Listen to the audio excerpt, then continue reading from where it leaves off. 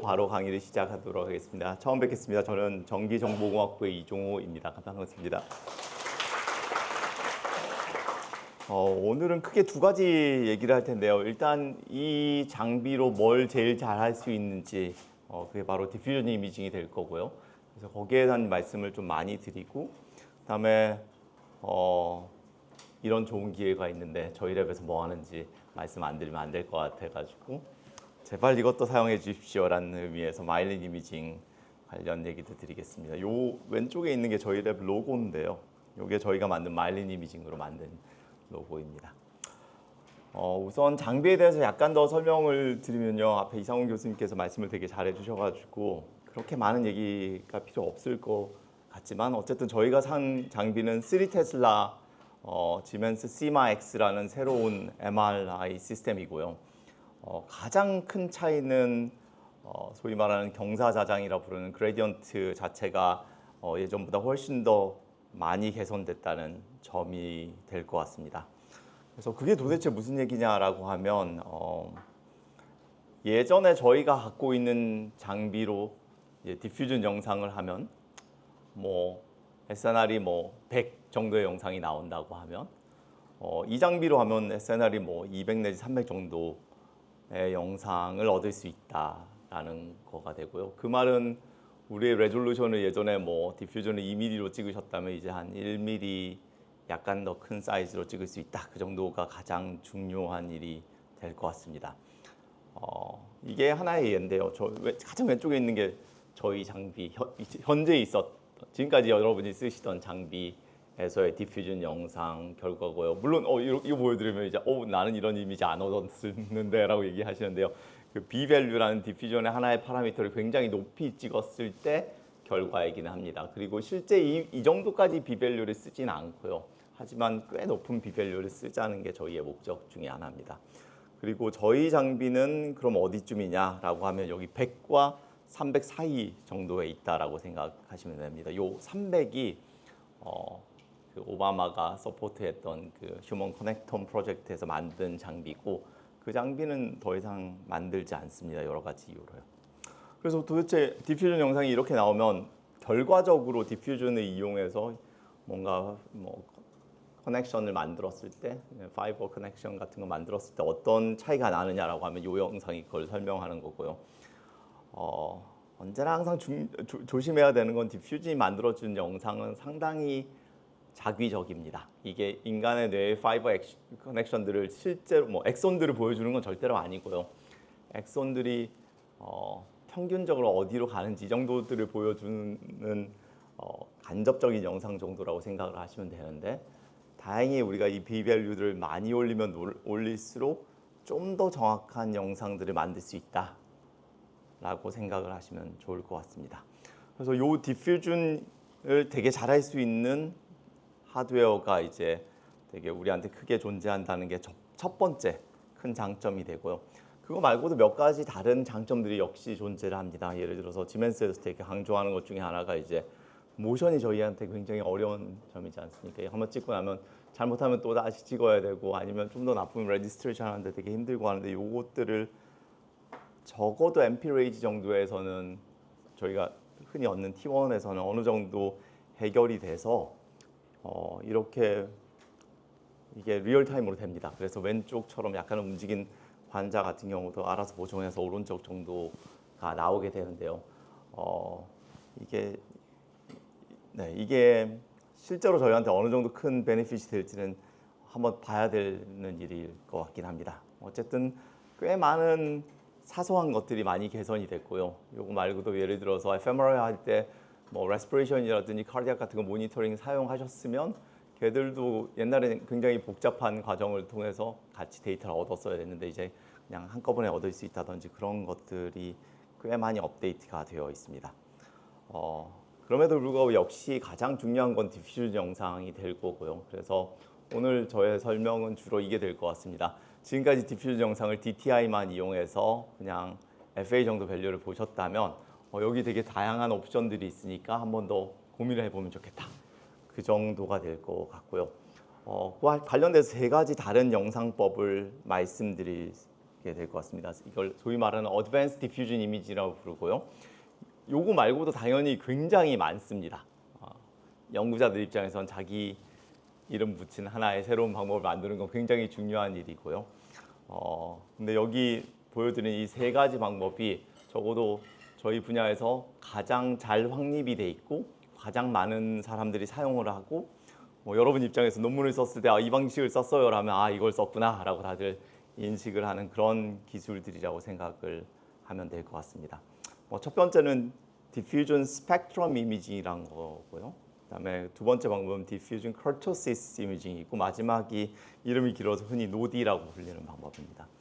물론 처음에는 이 슬라이드를 그냥 바로 DSI는 뭡니다 라고 설명드리려고 하다가 이상훈 교수님께서 말씀을 주셔가지고 맞아 그죠 디퓨전을 먼저 설명해야 되는구나 라고 생각해서 오늘 불이 나게 추가적인 슬라이드를 넣었습니다. 일단 디퓨전 이미징이 뭔지를 잠시만 설명을 드리면요.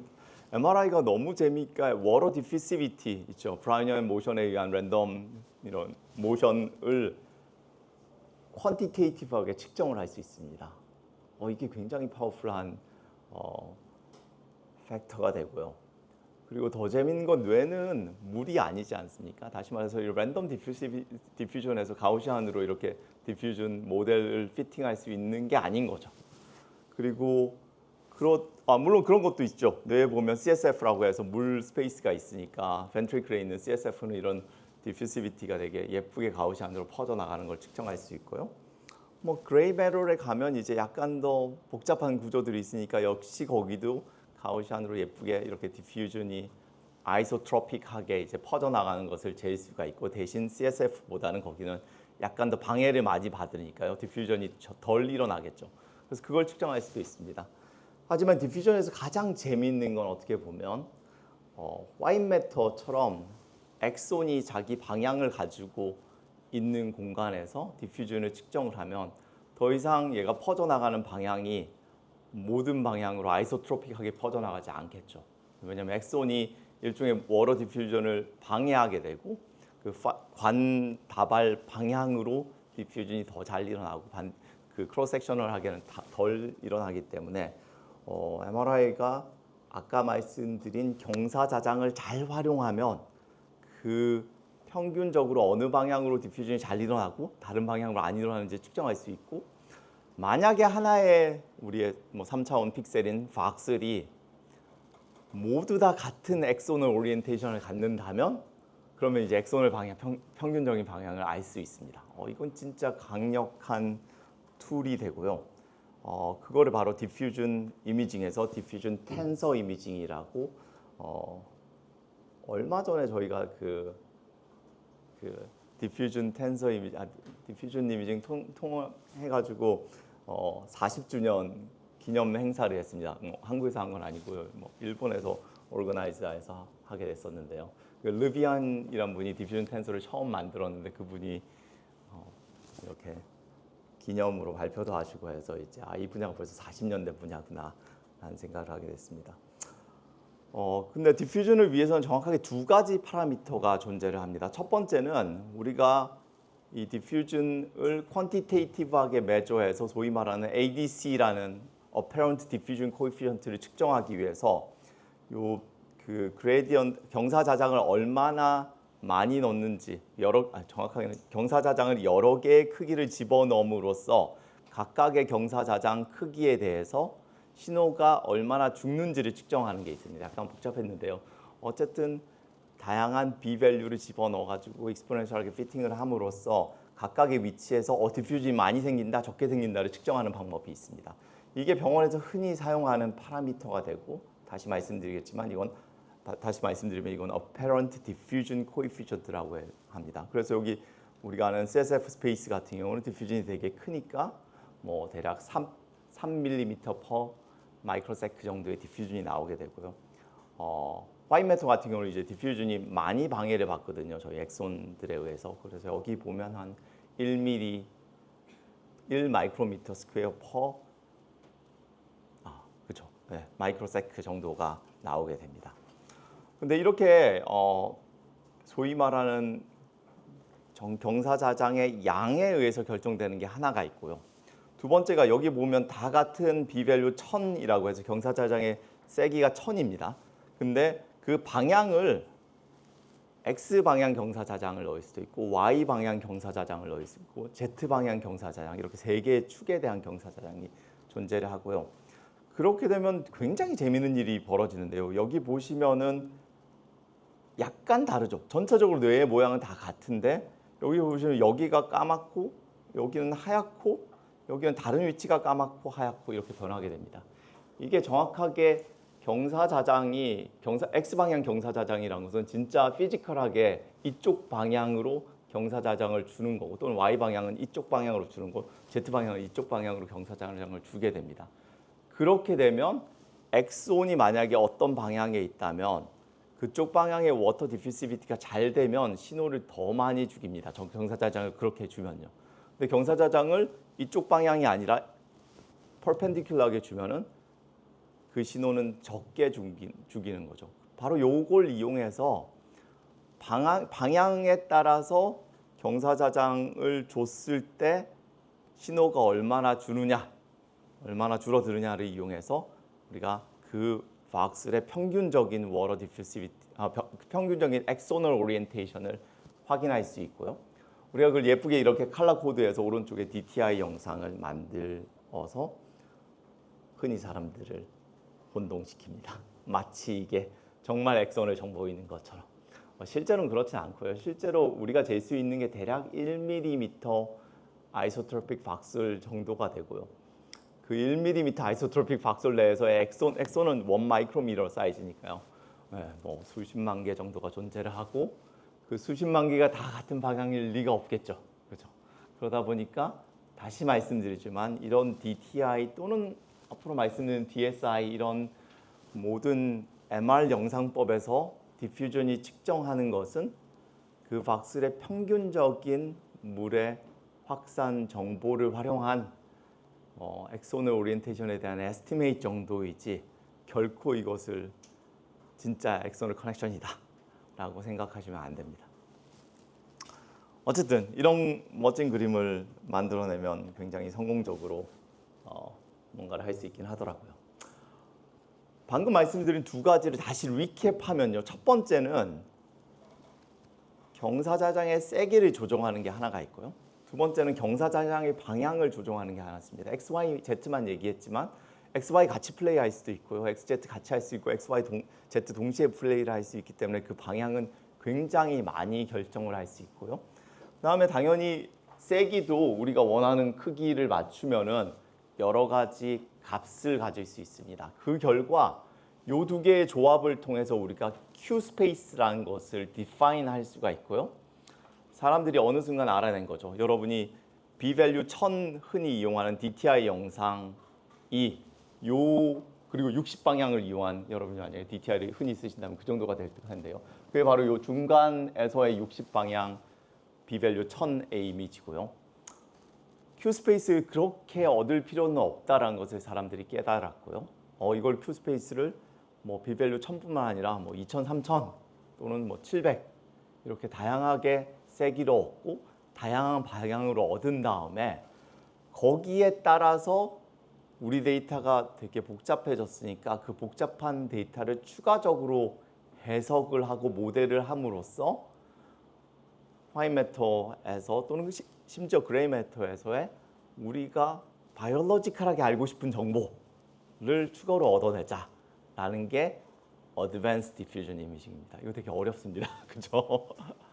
간단하게 설명을 드리면 우리는 경사자장이 되게 중요하고요. 경사자장의 세기를 변화시키고 방향성을 충분히 얻으면은 우리가 지금까지 얻을 수 있었던 FA나 DC, Apparent Diffusion Coefficient 말고 추가적인 정보를, 추가적인 뇌 구성에 대한 정보를 얻어낼 수 있다는 거죠. 그래서 그런 방법 세 가지를 이제 소개시켜 드리려고 하고요. 그 첫 번째가 디퓨전 스펙트럼 이미징입니다. 이건 주로 MGH 그룹에서 이제 많이 개발한 기법이 될 거고요. DTI를 했을 때 디퓨전 텐서 이미징이라고 예전 굉장히 오래된 그 기술이죠. 비밸브 하나를 사용하고 오리엔테이션 뭐 한 32가지라든지 60가지 정도를 사용했을 때 가장 큰 어려움이 바로 요거였습니다. 만약에 하나의 박술 내에 5가 크로싱을 하고 있어요. 이쪽 방향과 저쪽 방향이 다 돼 있어요. 그러면 DTI에서 얻은 데이터로 피팅을 딱 하면은 결과가 어떻게 나오냐면 이렇게 딱 나옵니다. 제 마우스가 안 보이시는군요. 제가 가서 할게요. 그래서 이렇게 두 개의 다른 방향이 있었을 때는 얘 두 개의 평균적인 방향을 DTI가 엑스터널 오리엔테이션이라고 얘기해줘요. 그럼 완전히 틀린 거죠. 그죠? 하다못해 둘 중 하나라도 보여주면 되는데 얘는 둘 다를 틀리게 보여주게 되는 거여서 이 문제를 정말 열심히 해결하고 싶다는 게 굉장히 오래된 분야였고 아까 말씀드린 것처럼 싱글 쉘이 아니라 그냥 하나의 비밸류가 아니라 여러 개의 비밸류에 굉장히 많은 오리엔테이션으로 Q 스페이스를 샘플링하면 그거를 이제 나눠낼 수 있다는 것을 알게 됐습니다. 사실 요거를 어떻게 하는지를 설명하는 게 MR 피직스 하는 사람 입장에서 너무너무 재미있는 일인데요. 그거는 나중에 기회가 되면 좀 더 열심히 설명을 드리도록 하겠습니다. 어쨌든 이렇게 해서 소위 말하는 크로싱 파이버 프로블럼을 처음으로 푼 게 바로 이 DSI가 되고요. 그래서 예전 뭐 DTI 같은 경우는 이렇게 보면은 이쪽으로 다 가라고 얘기를 해줬었는데 이제는 아니야 일부는 일로 가고 이제 이쪽으로 가니까 정말 트랙토그래피라고 하죠. 이제 트랙들이 어느 방향으로 연결이 돼 있는지를 할 수 있지 않을까라고 이제 보여주게 된 거고 어떻게 보면 이 연구가 그 휴먼 커넥텀 프로젝트의 펀딩을 받게 만든 되게 중요한 연구라고 생각하시면 될 것 같습니다. 물론 이제 바이올로지는 언제나 우리가 하는 MR보다 한 100배 내지 1000배 정도 복잡하잖아요. 왜냐면 엑소노의 다이아미터는 다시 말씀드리지만 1 마이크로미터고 우리의 박슬은 1 밀리미터입니다. 여기에는 건널 수 없는 벽이 있어요. 그리고 실제로 엑선을 이렇게 트레이싱 하다 보면은 이렇대요. 가다가 갑자기 다른 애들은 다 이쪽 방향으로 가는데 얘 혼자서 엑선 하나가 오른쪽으로 그냥 90도로 꺾여서 간대요. 이런 것들은 이제 여전히 못 보는 거죠. 다시 말씀드리지만 여전히 우리는 이런 기술이 있음에도 불구하고 평균적인 방향들을 보는 겁니다. 심지어 평균적인 두 개의 방향을 보는 거죠. 또는 얘는 정확하게 평균적인 세 개의 방향을 볼 수 있습니다. 여전히 바이올로지에선 거리가 멀고요. 이거를 우리가 되게 잘할 수 있게 됐습니다. 왜냐하면 이런 DSI 영상을 얻기 위해서는 말씀드린 것처럼 우리가 흔히 쓰던 비밸류 1000이 아니라 3000을 써야 되는데 3000은 아까 보여드렸던 것처럼 SNR이 굉장히 영상 퀄리티가 굉장히 낮은 영상이 되고요. 시마가 정확하게 그 문제를 해결해서 3000 정도를 찍었을 때 또 영상의 퀄리티가 꽤 릴라이어블하게 나오게 됩니다. 그리고 여전히 아쉽지만 한 15분 정도 찍어야 됩니다. 이걸 위해서는. 그럼에도 불구하고 되게 큰 장점은 진짜 이제 2mm 또는 3mm 이렇게 안 찍으셔도 되고요. 1.2mm 아이소트로픽 박수를 얻을 수 있다는 게 정말 큰 장점이고요. 이렇게 3000 비밸류와 1.2mm 레졸루션을 다 얻는데도 불구하고 15분이 걸린다는 것은 어떻게 보면 진짜 테크놀로지 입장에서 대단한 일이 됩니다. 물론 여러분 입장에서는 15분은 불가능한 스캔 타임이고 나는 3분 이렇게 말씀하시면 뭐 DSI 여전히 얻을 수 있고요. 대신 한 2.5mm 아이소트로픽한 박솔로 얻으면은 그 정도는 할 수 있을 것 같습니다. 그래서 여전히 트레이드오프는 존재하고요. 그래서 이 DSI의 장단점을 간단하게 말씀드리면요. 이제 드디어 이제 크로싱 파이버 문제를 해결해서 정말 우리가 트랙토그래피를 좀 더 정확하게 어썸션 없이 할 수 있다는 장점이 생겼고요. 거기에 비해서 여전히 다른 기술 대비 이게 스캔 타임이 뭐 말씀드린 것처럼 15분 이런 건 굉장히 긴 스캔 타임이 될 것 같습니다. 무엇을 할 수 있냐면요. 드디어 소위 말하는 커넥톰 했을 때 크로싱 파이버 문제가 해결됐으니까 DTI가 만들어주는 커넥톰보다는 훨씬 더 정확한 커넥톰을 만들 수 있고요. 그러면 이것과 뭐 fMRI를 결합해가지고 뭐 허브라든지 뭐 클러스터라든지 그다음에 그 클러스터 간의 정보 교환이라든지 이런 식의 연구를 옛날도 할 수 있었지만 좀 더 잘할 수 있다라는 게 이 DSI의 되게 중요한 아규먼트입니다. 그리고 또 하나는 이제 정말 화인 매터에만 한정돼서 디퓨전 얘기를 할 필요가 없어지긴 했습니다. 또 커넥텀 프로젝트의 가장 큰 중요한 질문 중에 하나는 진짜 그레이 매터에서 디퓨전 이용해서 파이버들의 그레이 매터가 어떻게 터미네이트 하는지 이런 것들 보고 싶었었는데요. 저희도 어느 정도 그레이 매터 레졸루션이 1.2mm까지 내려갔으니까요. 그런 것들을 좀 더 볼 수 있어서 그런데 혹시 관심 있으시면 이 장비는 대단히 도움이 될 것 같습니다. 그리고 애플리케이션으로 따지면 대단히 뭐 여러 가지 할 수 있습니다. 예를 들어서 AD에서 이제 노드랑 뭐 커넥션들이 어디가 증가하고 어디가 낮아진다든지 이런 식의 많은 애플리케이션, 그다음에 디벨롭먼트 스터디 이런 것에서 적용해서 결과들을 얻을 수 있습니다. 시간이 이제 많이 가가지고 좀 더 빨리 하겠습니다. 그 다음에 두 번째 테크닉은 디퓨전 커토시스 이미징이라고 해가지고 요건 사실 NYU에서 개발했다가 이 얀슨 이분이 갑자기 기억이 안 나네요. 약간 남쪽으로 이사를 가시면서 이제 그쪽에서 되게 유명해진 테크닉이 되는데요. 이건 아까 계속 말씀드렸지만 디퓨전이 원래 물에서는 가우시안 디퓨전이라고 아이소트로프하게 딱 퍼졌을 때 얘를 모델링하면 가우시안 모델 피팅이 가능한데요. 당연히 이제 뭐 뉴런이 있고 엑손이 있고 하면 그게 가우시안 디퓨전이 되지 않고 난 가우시안 쉐입을 만들게 되고요. 이 디퓨전 커토시스 이미징은 정확하게 그 나온 가우시안 파라미터를 이용해서 지금까지 못 봤던 커토시스 무슨 말인지 여전히 저도 모르겠고요. 이게 찾아보면 되게 어렵습니다, 이해하기. 어쨌든 커토시스를 매저할 수 있다, 인비보에서. 이게 큰 장점이 되고요. 얘는 약간 더 짧습니다. 스캔 프로토콜 자체가 일단 비밸류 3개인데 비제로는 몇 개만 얻어도 돼가지고 아까 그거에서 한 3분의 2 정도 스캔 타임 생각하시면 되고요. 그래서 한 7분 또는 뭐 레졸루션에 따라서 좀 더 늘 수도 있고 레졸루션에 따라서 좀 더 줄 수도 있고요. 이런 것들을 할 수 있습니다. 참고로 여기 있는 파라미터는 아까 DSI는 누가 벌써 CMA에 대해서 옵티마이즈된 프로토콜이 있어가지고 그걸 보여드린 거고요. 얘는 CMA용 프로토콜은 아니어서 저희는 요 스캔 타임이면 대략 한 1.2 내지 1.5 정도 레졸루션을 찍을 수 있을 것 같습니다. 이곳의 장점은 이제 정말 쉽게 스캔하기 좋다. 얘도 5분짜리 프로토콜 만들 수 있고 그다음에 뭐 프로세싱 툴박스도 많이 공개가 돼 있어서 기존 스캐너에서 축축축 찍어가지고 뭔가를 얻어낼 수 있고 이런 거죠. 디퓨전 관련된 영상을 항상 DTI로 얻었는데 이미 DTI 논문들은 다 있는 거예요. 그죠? 그러면 뭘 하면 되겠어요? 그죠? 새로운 기술을 하나 해가지고 내 환자군 또는 내 서브젝군에 대해서 디퓨전 커토시스 이미징을 한 다음에 아주 쉽게 논문 하나 쓸 수 있겠죠. 커토시스에서는 이런 결과 나왔다.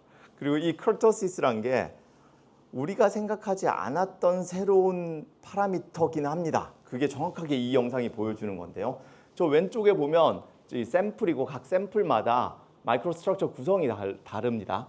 하나는 수크로스를 가지고 있고 하나는 뭐 아스파라스를 가지고 있는 거여서 디퓨전 이미징을 해서 FA 밸류 같은 거 보면은 다 똑같아요. 저기 보면 A 박스부터 뭐 F 박스까지 다 거의 비슷한 컨트라스트를 보여주잖아요.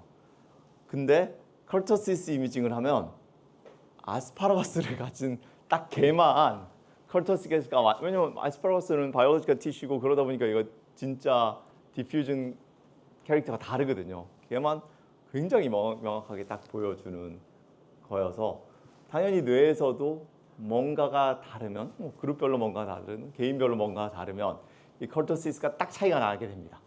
그러다 보니까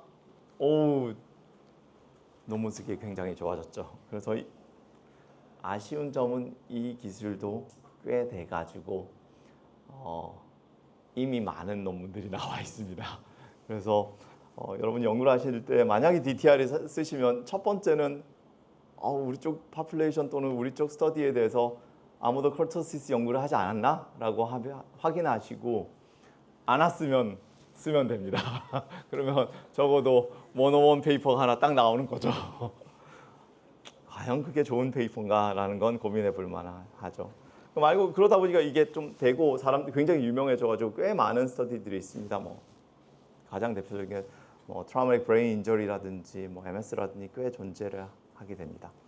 그리고 얘가 아까 DASI만큼은 아니지만 DASI-like하게 크로싱 파이버 정보들을 어느 정도 줍니다. 그래서 DTI가 이렇게 크로싱 파이버를 제대로 못 나타내는 데 비해서 DKI 데이터를 얻은 다음에 나는 굳이 컬처시스는 뭐 필요하면 논문 나오고 이 정도 생각하시면 대신 파이버 트래킹 같은 거 여전히 하고 싶어라고 하면 얘가 꽤 도움이 됩니다. 그래서 크로싱 파이버들을 훨씬 더 잘 나타내서 이렇게 디벨롭먼트 브레인에서의 크로싱 그 파이버의 뭐 이렇게 다이버시티가 증가해서 훨씬 더 좋은 결과들을 얻어내기도 합니다. 자, 여기까지가 두 번째 테크닉인 DKI에 대해서 설명을 드렸고요.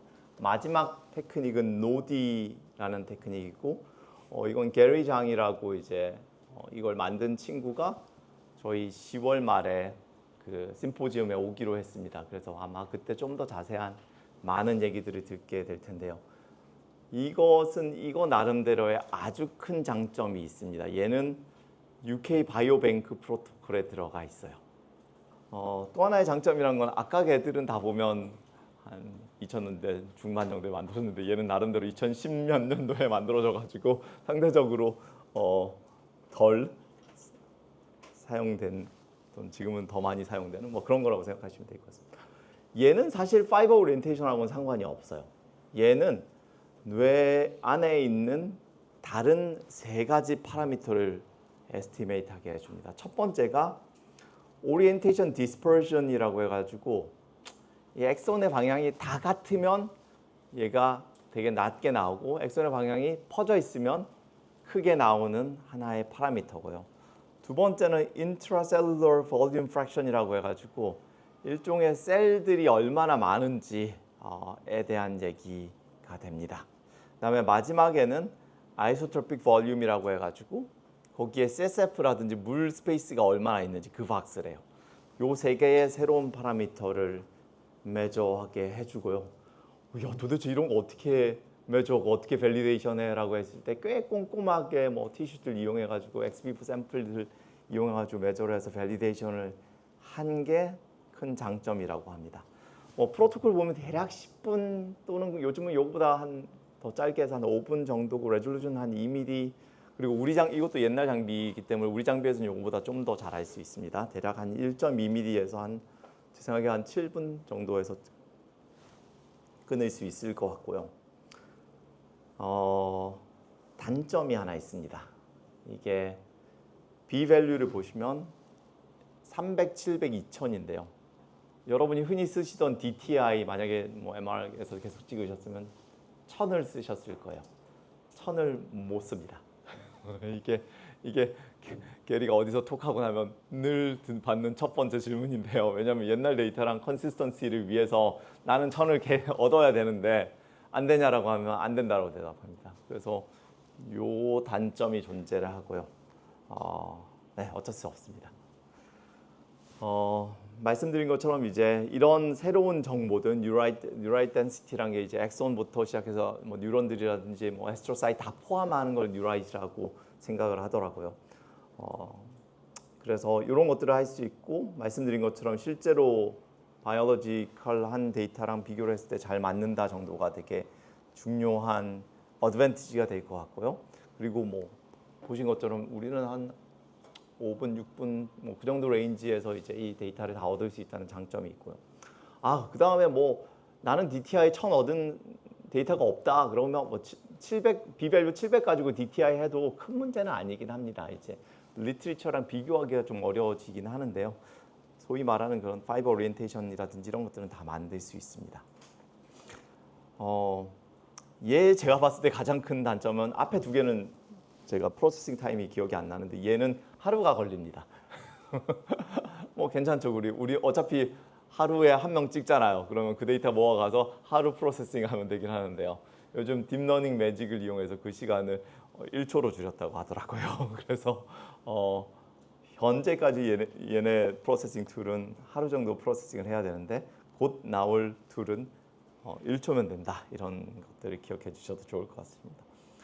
정말 많은데 어플라이가 당연히 됐고 뭐 AD 같은 경우에 이제 뭐가 다른지 뭐 DTI에서 차이가 안 났는데 뭐 이런 파라미터들은 차이가 나더라 하는 연구들이 꽤 많습니다.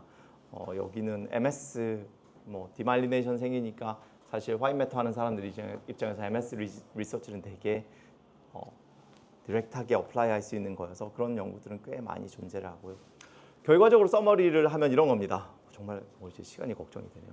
첫 번째 DTI가 우리가 늘 하던 거고 이것들은 이제 그만했으면 좋겠습니다. 이거는 이제 정말 올드 테크놀로지가 돼버렸고요.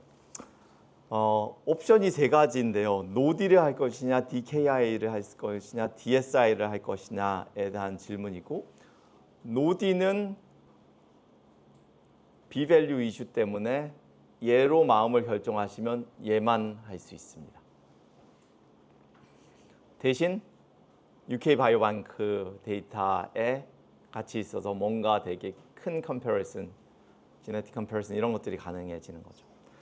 DKI랑 DSI는 일종의 DSI를 하면은 DKI도 할 수 있습니다. 대신 스캔 타임이 와장창 걸리는 거죠. 그리고 얘 둘 다는 트랙토그래피를 잘하게 해줍니다. DSI가 더 잘하고요.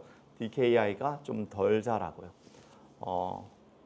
그래서 요거는 둘 중 어느 걸 선택할 것이냐는 여러분이 일종의 스캔 타임이 얼마나 남느냐 이런 질문이 될 것 같습니다.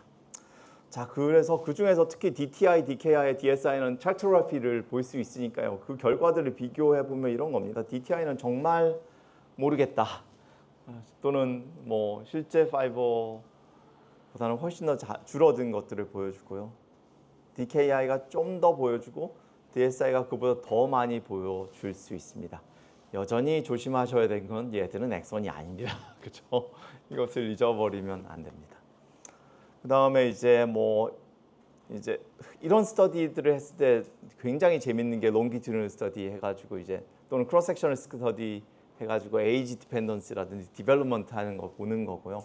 그런 스터디들은 이미 다 나와 있어서 나이에 따라서 어떻게 변하는지 이런 것들이 이미 존재해서 만약에 그쪽 하시면은 이런 것도 되게 파워풀하게 볼 수 있는 것 중에 하나고요.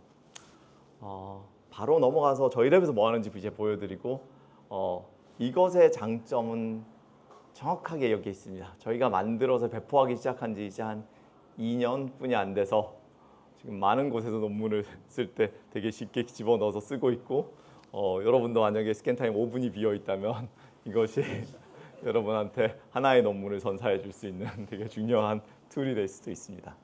저희 랩의 굉장히 오래된 관심사 또는 저의 굉장히 오래된 관심사는 이 마일린 이미징이고요. 마일린은 다들 아시는 것처럼 뉴런이 있으면 뉴런이 이렇게 되게 긴 엑선이란 발이 있고 그게 신호를 이제 전달하는 케이블인 거죠.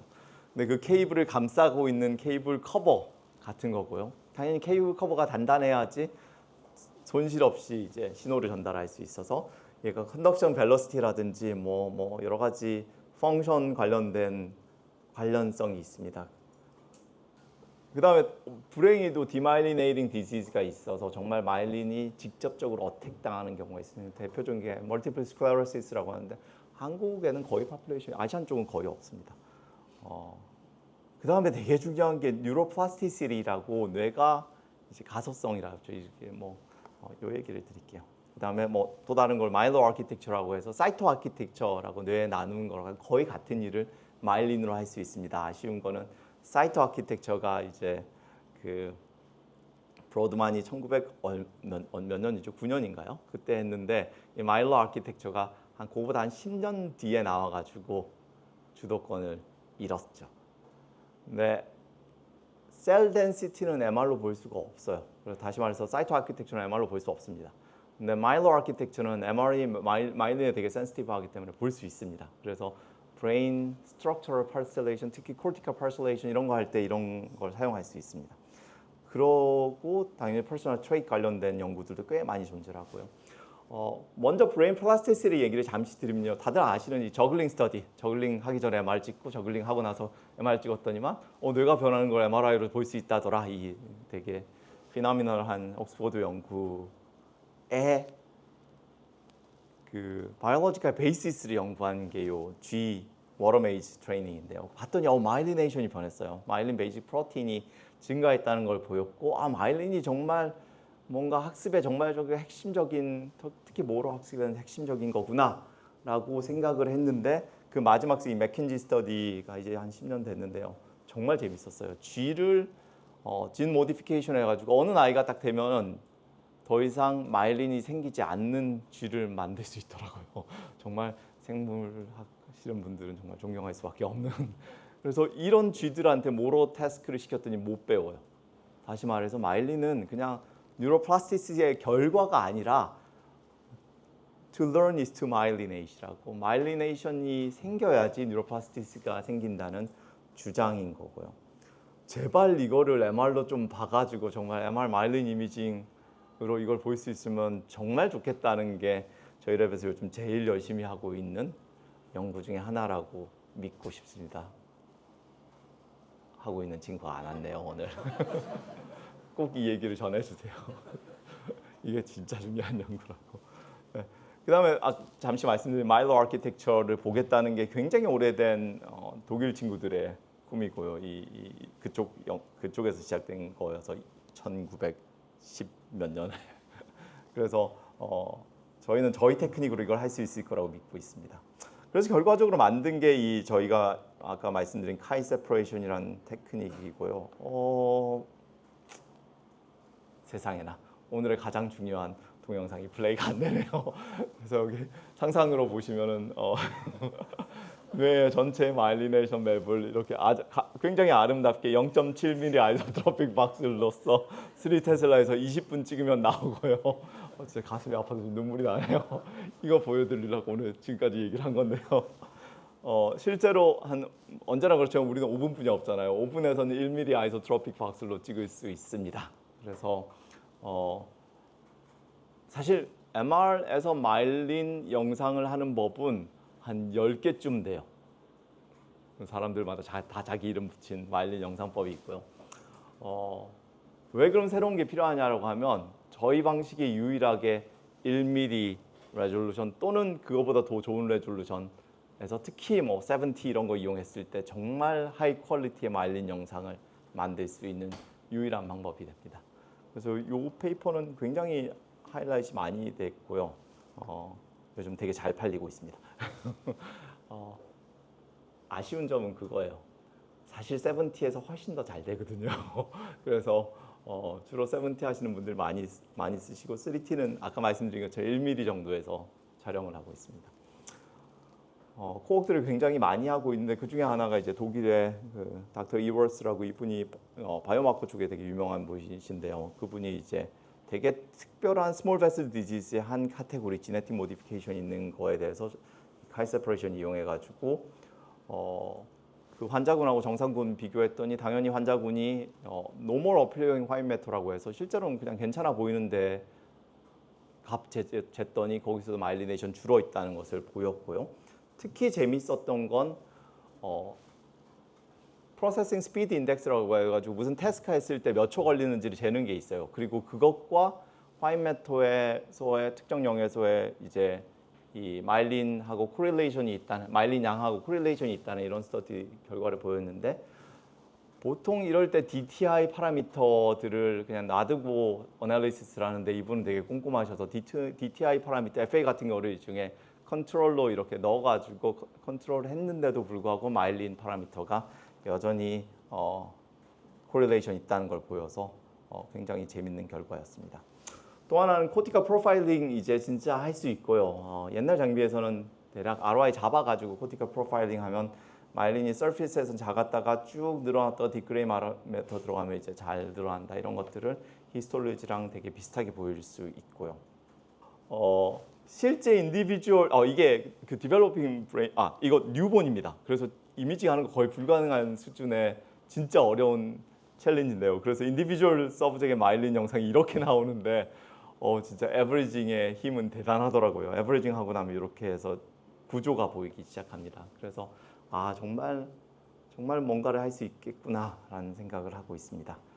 제가 단점을 말씀 안 드렸네요. 저희 방식이 다 좋은데 하나의 단점이 있습니다. 이게 베슬들이 컨트리뷰션을 해요, 영상에. 그래서 마일린 영상을 보시면 마일린 많은 영역들은 다 잘 나오는데 베슬이 되게 크게 있는 영역들도 나와가지고 그게 문제긴 합니다. 그래서 마지막으로 이제 저희 쪽 연구를 서머리를 하면요, 이제 12시간가 딱 쳤네요, 그죠? 진짜 저의 아규먼트는 정말 하이 레졸루션 마일린 맵을 드디어 만들 수 있습니다. 그래서 여러 가지 애플리케이션, 특히 퍼스널 트레이트 같은 걸로 되게 잘 쓸 수 있지 않을까라고 생각드리고요. 어제 슬라이드를 고치다 말았네요. 5분의 1mm ISO 할 수 있고 대략 0.8mm 정도를 한 10분 정도면 찍을 수 있는 것 같습니다. 대신 얘는 디퓨전 시퀀스를 사용하지 않아서 얘는 멀티에코 GRE라는 시퀀스로 이용해서 찍어야 되고 보통 뇌과학 하는 데서 안 찍는 프로토콜이긴 합니다. 그래서 추가적인 5분이 필요하고요. 병원에서는 SWI를 살짝 바꾸면 찍을 수 있는 옵션이긴 합니다. 그래서 SWI 되게 루틴으로 찍기 때문에 그거를 살짝 바꾸면은 그리고 데이터를 세이브하면 이 카이 세퍼레이션 프로세싱을 할 수 있다라고 기억해 주시면 좋을 것 같고요.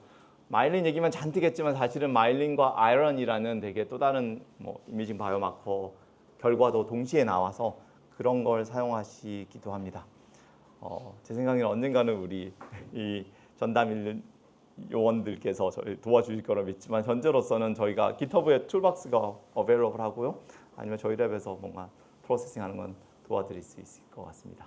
자, 그럼 여기까지 해서 저희 장비에서 뭔가 어드밴스 DTI 뭘 할 수 있는지에 대한 얘기와 개인적으로 되게 중요하다고 생각하는 마일린 영상법에 대해서 설명을 드렸습니다. 긴 시간 들어주셔서 감사합니다.